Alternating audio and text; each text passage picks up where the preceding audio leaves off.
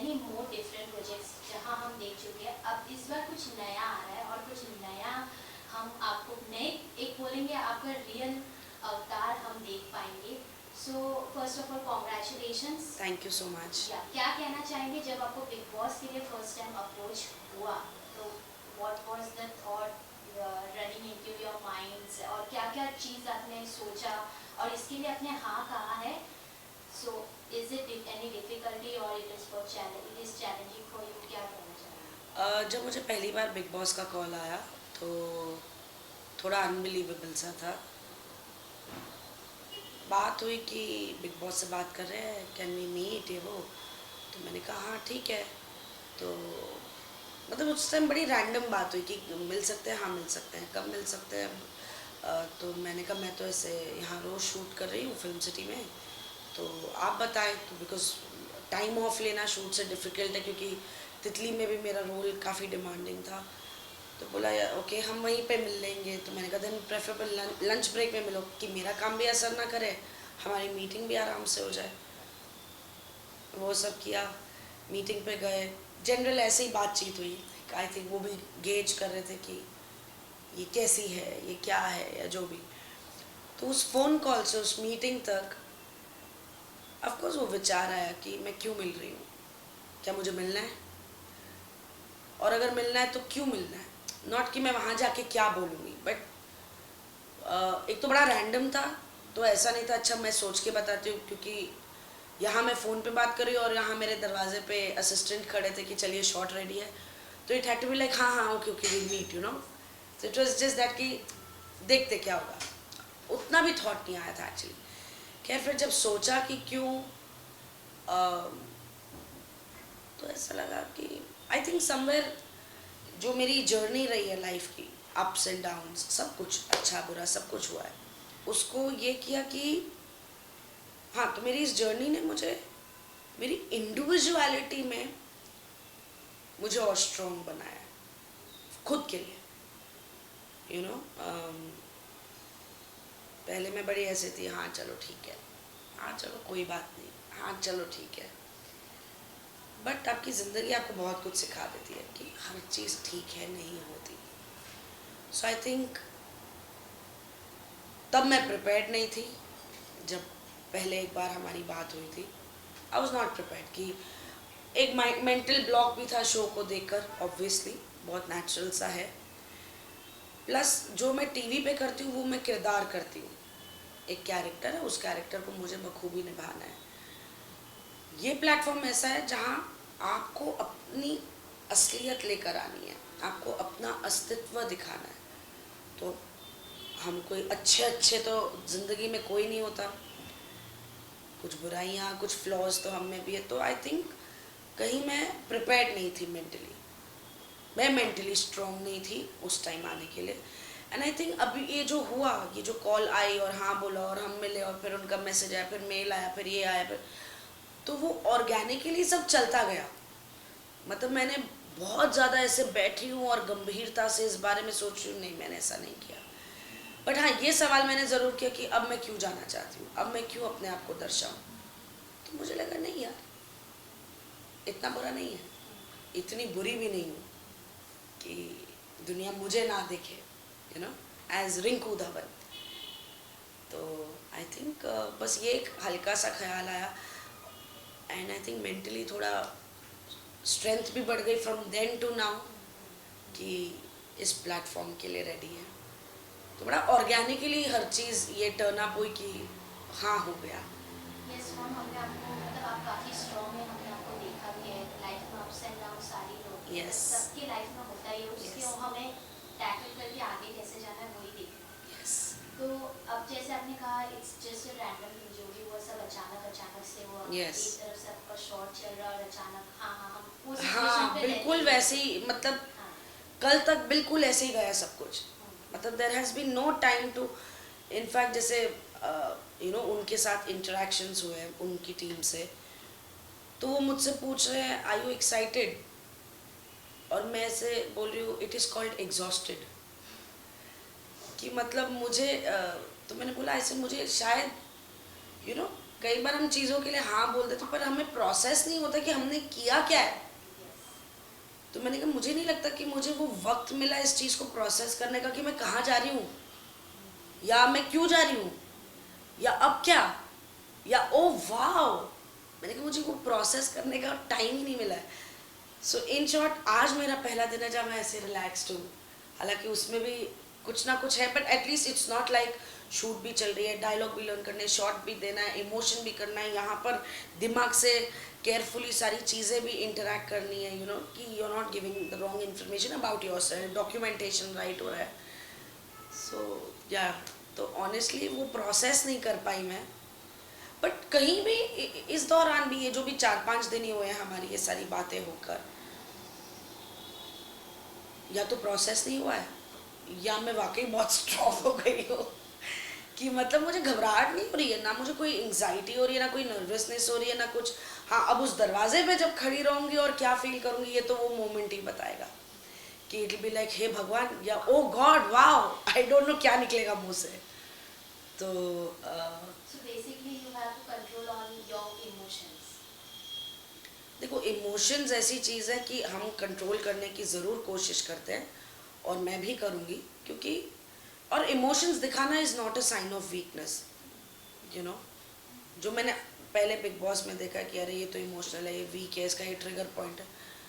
हर जिंदगी में हर किसी का एक ट्रिगर पॉइंट या एक इमोशनल लेवल तो सबका ही है यार, मतलब कोई भी अलग नहीं है। ठीक है, कोई जल्दी इमोशनल हो जाता है, कोई बहुत देर बाद होता है, कोई इतना स्ट्रांग होता है कि नहीं दिखाता। तो डेफिनेटली आई एम ऑल्सो, और मैं जिस प्रोफेशन में हूँ वो तो है ही इमोशंस से भरा हुआ, चाहे फिर वो गुस्सा हो, चाहे वो प्यार हो, चाहे वो कंपैशन हो। तो इमोशंस तो हैं, इमोशनली स्ट्रांग भी रहना है ऑब्वियसली।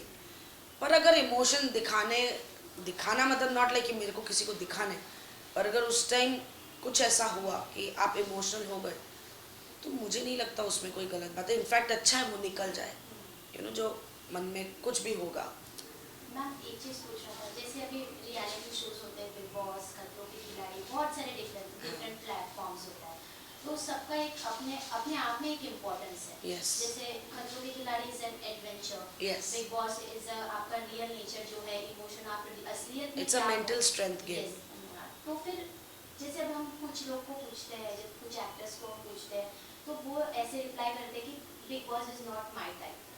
तो मुझे वो चीज़ का आपसे क्लैरिफिकेशन चाहिए, तो उसका मतलब क्या है इज नॉट टाइप, मतलब तो आई टेल यू, जब मैं नहीं रेडी थी, एक जैसे हम घर में भी चर्चा करते भाई बिग बॉस देख रहे हैं तो घर वाले बोलते अरे यार तुझे भी जाना चाहिए, please it's on my time. Yes, तो ये हमने भी बोला है क्योंकि जो हमने देखा, like I said, it is you have to be mentally strong to go there. मैं नहीं कहूँगी मैं तब मेंटली बहुत स्ट्रांग नहीं थी। Yes, as you grow, as your experiences come, you become better for the betterment only, you know. तो पर तब भी मैं रेडी नहीं थी उसके लिए। तो मुझे लगता था यार ये लोग क्या कर रहे हैं यार, you know how they can, झगड़ा कर रहे हैं। तो अब झगड़े में आप किसी को कैसे जज करो कि यार सामने वाला ने कितनी बकवास कर ली, कैसे आप जज कर सकते हो? आपके लिए वो झगड़ा इतना होगा, मेरे लिए वो बहुत बड़ा पॉइंट होगा ऑफ फाइटिंग। आपका गुस्सा इतना होगा, मेरा गुस्सा अनकंट्रोलेबल होगा।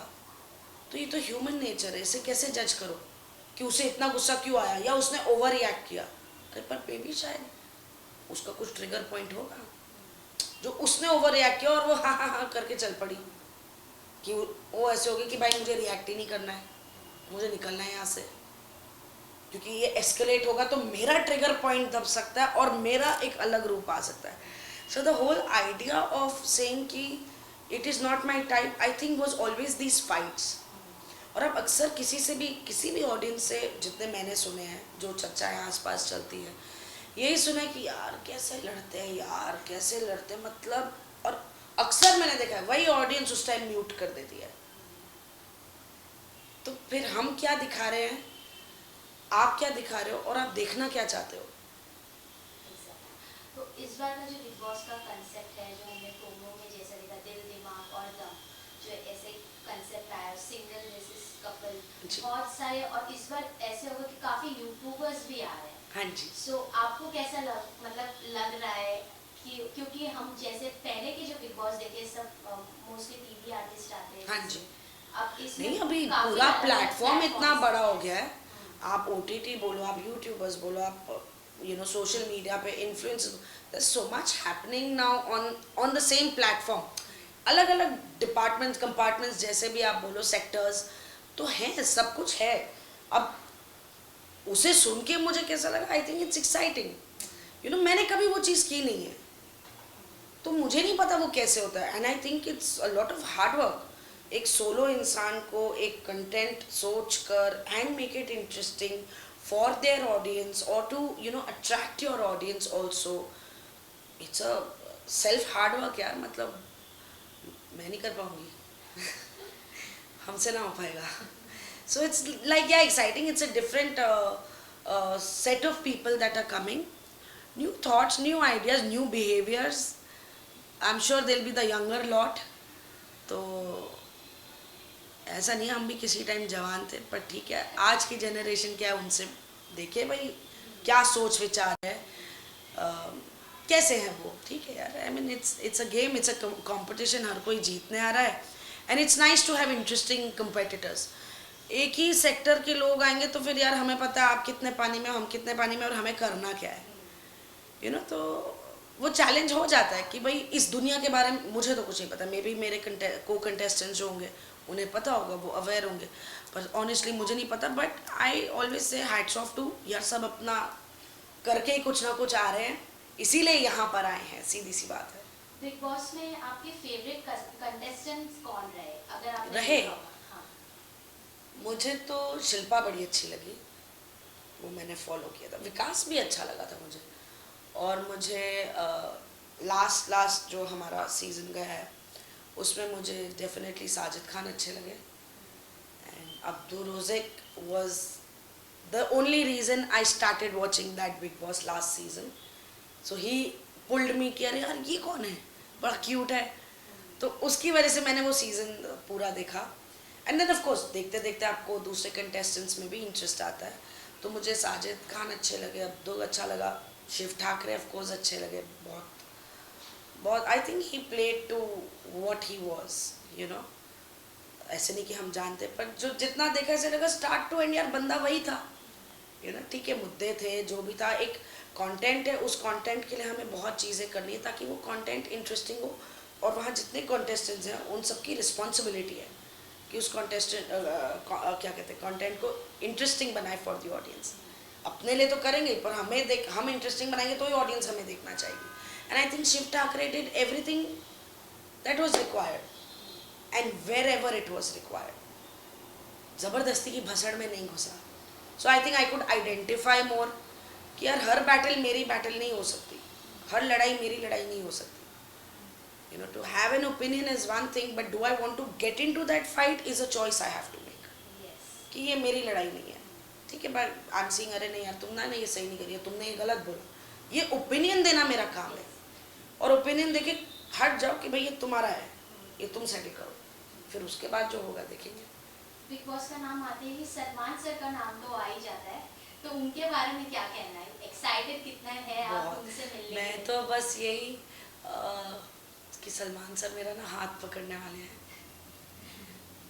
ऐसे, तो मतलब यूजुअली हम जाके हैंडशेक करेंगे, पर अंत में वो मेरा हाथ पकड़ ही लेंगे। तो मैं तो बस उसी थॉट में बड़ी खुश हूँ कि या मैंने ऑफकोर्स बिग बॉस को लेके मेरा हमेशा रहता था यार मंडे टू फ्राइडे मुझे नहीं करना, सैटरडे संडे मुझे ले जाओ कि मैं सलमान खान के साथ बात करूँ। And definitely a big reason to watch Bigg Boss, जो भी मैंने देखा है, और कई बार ऐसा भी हुआ है मैंने पूरा हफ्ता नहीं देखा, मुझे नहीं पता अंदर क्या हो रहा है, क्यों भसड़ मची है, क्या ये वो, बट सैटरडे मैं बैठ जाती थी कि सलमान खान आने वाले हैं, और क्यों किसी की क्लास ली जा रही है या किसी को जो भी वो एडवाइस दे रहे हैं, मुझे कुछ नहीं पता होता था, तो मैं मम्मी को पूछती थी ये क्यों बोल रहे हैं, इन्होंने क्या किया, but just because I wanted to watch Salman Khan, so I would watch Saturday कि नहीं मुझे सलमान खान को देखता है। तो he has been my big attraction to watch Big Boss, and of course he is going to be there now and मिलेंगे उनसे, मुलाकात होगी लाइफ में first time. So I am very excited. और एक चीज़ है, आई थिंक मैं तो शर्मा जाऊंगी उन्हें देखकर.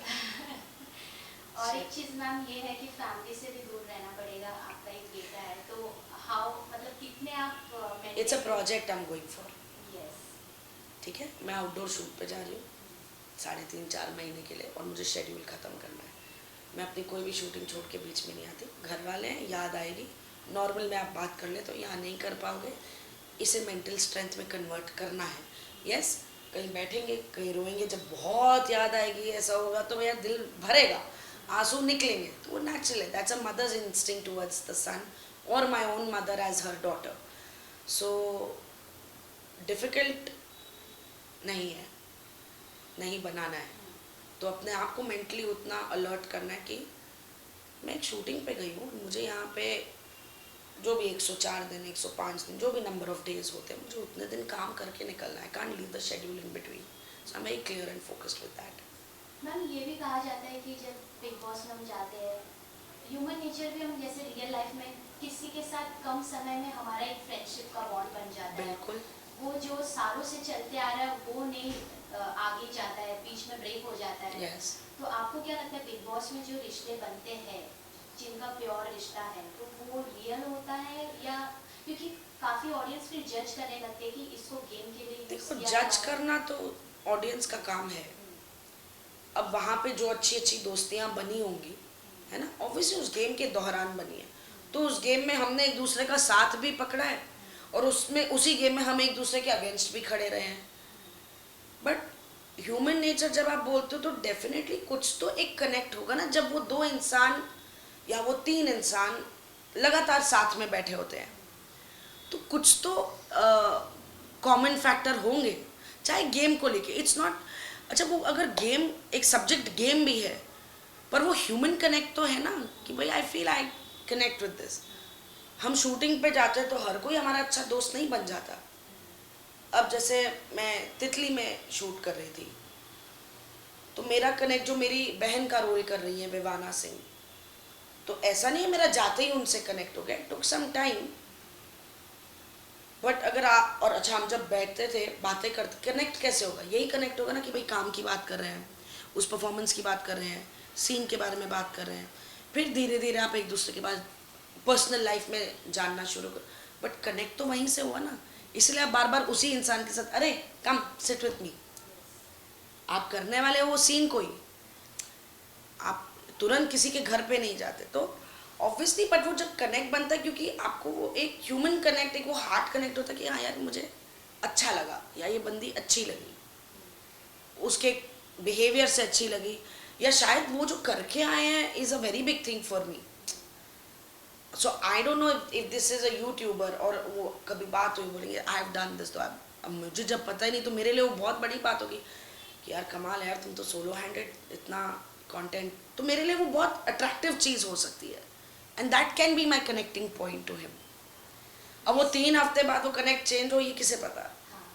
और एक चीज़ पूछना है मुझे, जैसे सब पर्सनल अटैक्स भी काफ़ी करते हैं. हाँ. अगर आपको मेंटली तोड़ना हो तो ट्रिगर पॉइंट, तो ये मुझे बताना चाहिए. नहीं, अगर आपके साथ ऐसे हुआ तो आप किस तरीके से इसको हैंडल करने वाले हैं? मुझे नहीं पता. I don't know if I should walk out, as in walk away, या मुझे गाली देनी चाहिए, मुझे नहीं पता. तो जब ट्रिगर होंगी तो मुझे भी पता चल जाएगा कि मैं क्या कर रही हूँ, और दुनिया को भी पता चलेगा कि इसने क्या किया. So honestly there is no pre plan कि मुझे कोई ट्रिगर, देखो हर कोई यही सोच के रहता है भाई मुझे ट्रिगर करेगा, मुझे ना ट्रिगर नहीं होना, मुझे ट्रिगर नहीं होना, मुझे ट्रिगर नहीं होना. पर अगर मैं ट्रिगर होंगी तो मैं रिएक्ट करूँगी, क्योंकि फिर वो मैं हूँ और आप मुझे देखना चाहते हो. पर क्या मैं हर बात पे रिएक्ट करूँगी? नहीं. क्या हर बार उस ट्रिगर पे अपने आप को ट्रिगर करूँगी? नहीं, इतनी बेवकूफ़ भी नहीं हूँ.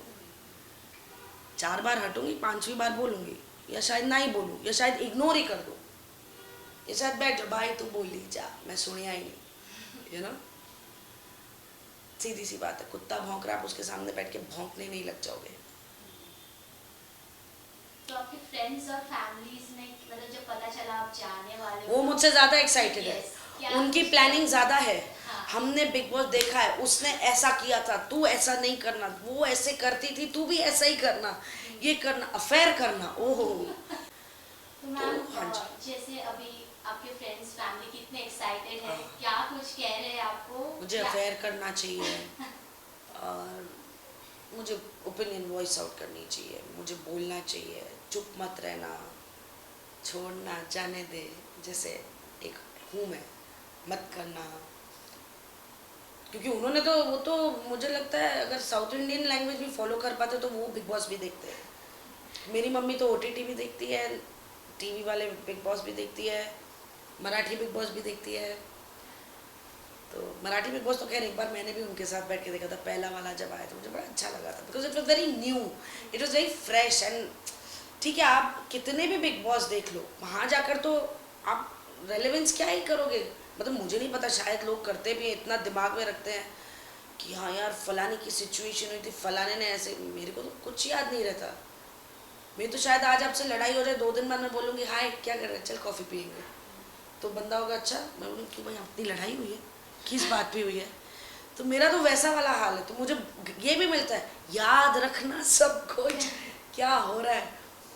सो या ज्ञान तो बहुत मिलता है घर से, एंड ऑनेस्टली बेचारे वो बोलते रहते हैं और मैं अपने काम करती रहती हूँ। मॉम तो कुछ ना कुछ एक मैसेज देती है कि आप सलमान सर से मिलने जाने वाले हो, तो मॉम भी काफी एक्साइटेड है आपको स्क्रीन पे देखने के लिए। हाँ, वो तो उनका तो रोना पिटना चालू हो गया है, हाय ये जा रही है, हाय ये जा रही है। मैंने कहा मतलब पहले ये था तू भी जा, तू भी जा, तू भी जा, अब मैं जा रही तो हाय ये जा रही है, हाय ये जा रही है। मैंने कहा मतलब क्या जाके वापस आ जाऊँ?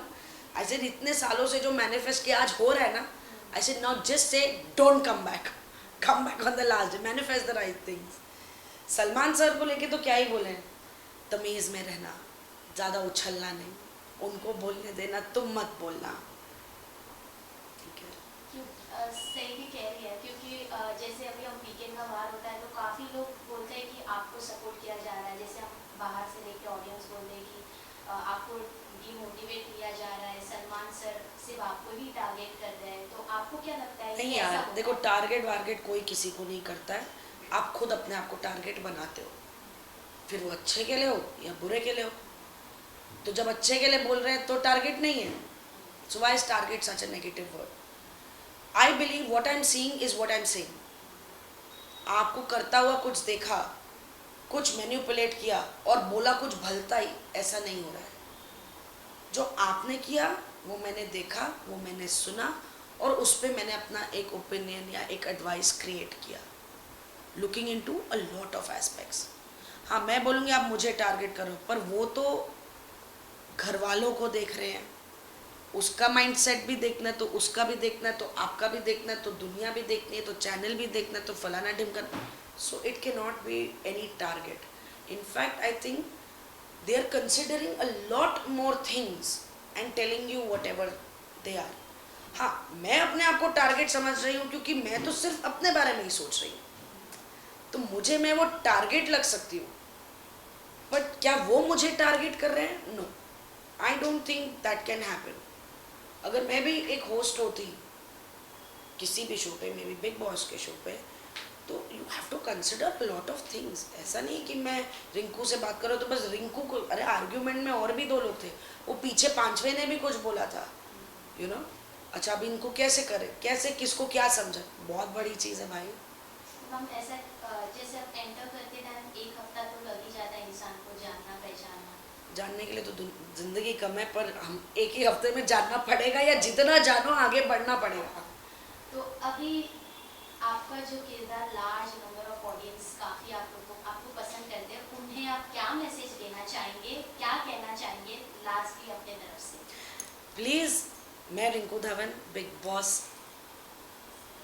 17 ना, मैं बोलना है तो मैं मुझे कंफ्यूज हो गया, सॉरी, हाँ मैं रीटेक दैट। हाय, मैं रिंकू धवन हूँ और मैं बिग बॉस 17 में जा रही हूँ, और आपने मुझे ढेर सारा प्यार और सपोर्ट दिया मेरे हर किरदार में जो मैंने निभाया है। अब मैं अपने आप को वहाँ लेके आ रही हूँ, खुद को, अपने अस्तित्व को। आई होप कि मैं कोई दिखावा तो नहीं कर पाऊँगी, थोड़ा बहुत भी किया तो 10 दिन बाद मैं रिटेन नहीं कर पाऊँगी। बस उतना ही प्यार चाहिए, उतनी समझ चाहिए। मैं रिएक्ट करूँगी, आप मत करना। So lots of votes for me, lots of love, lots of support to Rinku Dhawan from Big Boss 17. Thank you.